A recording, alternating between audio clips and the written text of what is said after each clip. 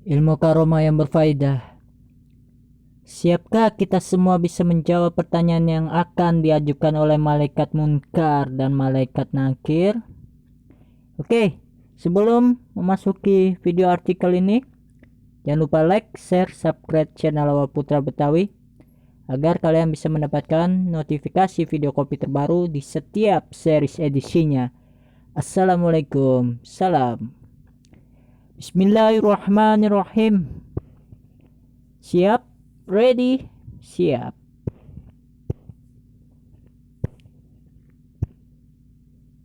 Assalamualaikum warahmatullahi wabarakatuh. Wahai muslimin dan muslimat, wal mukminin dan wal muslimat, al haya umul umat.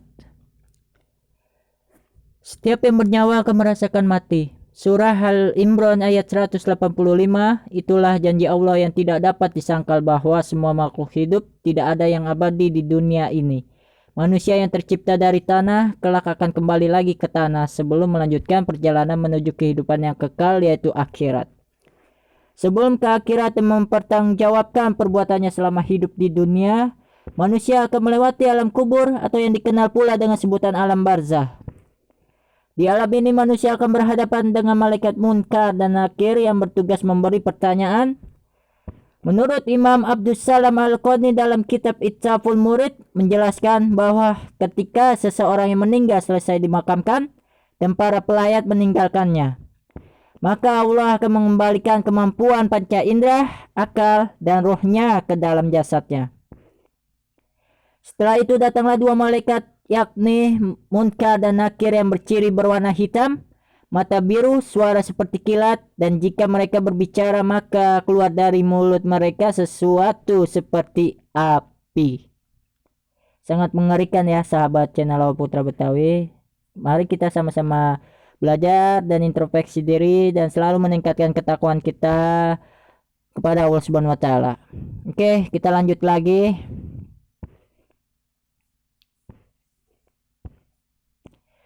Tidak hanya itu, di kedua tangan malaikat tersebut terdapat godam besar yang terbuat dari besi yang mampu meluluhlantahkan bumi.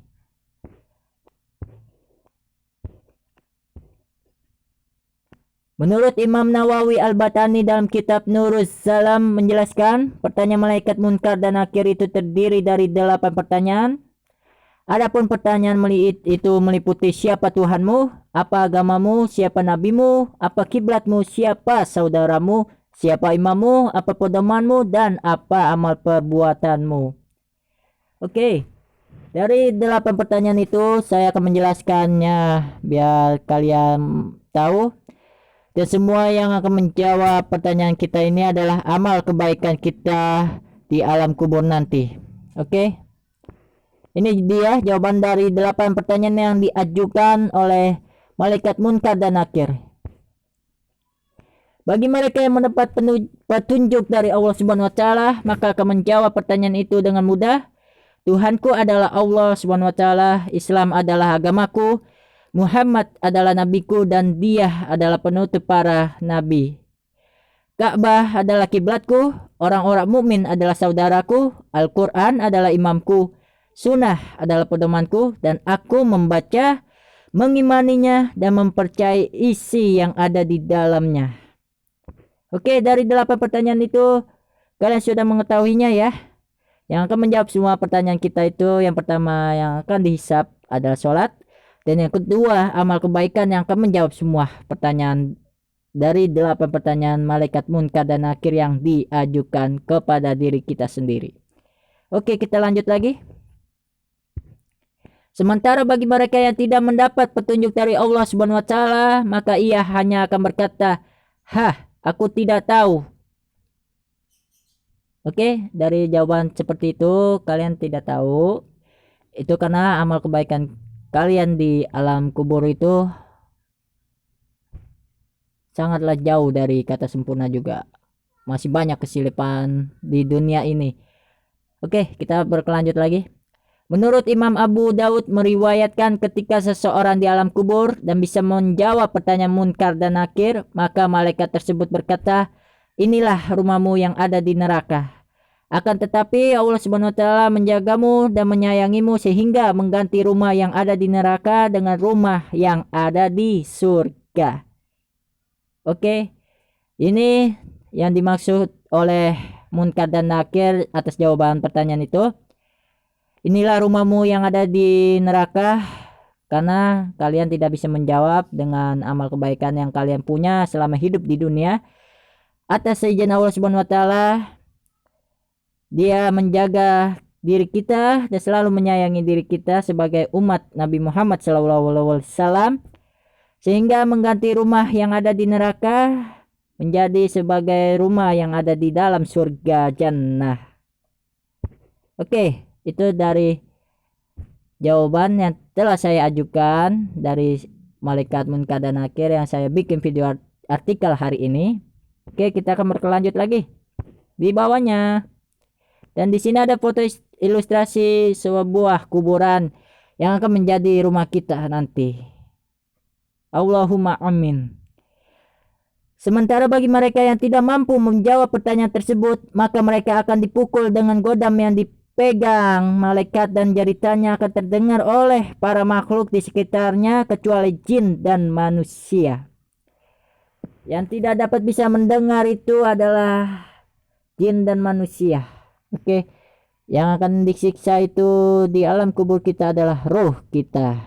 Oke, yang kita pakai ini adalah jasad yang selalu dititipkan oleh Allah Subhanahu wa taala dari kita lahir ke dunia ini sampai kita meninggal dunia. Oke, berkelanjut lagi di bawahnya. Di alam kubur yang merupakan alam penghubung antara dunia dan akhirat, seseorang akan menunggu di tempat tersebut hingga hari kebangkitan. Di sana para penghuni kubur ada yang dilapangkan kuburannya dan tidur nyenyak, tetapi ada pula yang mendapat siksa atas perbuatannya di dunia yang tidak sejalan dengan perintah Allah Subhanahu wa taala. Nauzubillah min zalik. Kita harus selalu meningkatkan ketakwaan kita kepada Allah Subhanahu wa taala. Dan ini saya buatkan sebuah biografi atau kaligrafi Allah Subhanahu wa taala agar kita selalu mengingatnya. Dan kita berkelanjut lagi di bawah. Setidaknya itulah gambaran alam kubur yang pasti akan dilalui oleh setiap manusia. Semoga kita termasuk golongan yang mendapat petunjuknya. Amin. Allahumma amin. Oke. Kita sama-sama belajar, sahabat channel Lawa Putra Betawi. Jangan lupa like, share, subscribe channel Lawa Putra Betawi. Nantikan video kopi terbaru di setiap series edisinya. Sangat banyaklah dan menarik yang berfaedah untuk kalian dan diri saya sendiri. Oke, sampai di sini saja. Sampai jumpa di video kopi terbaru selanjutnya. Next time, enjoy watching. Assalamualaikum.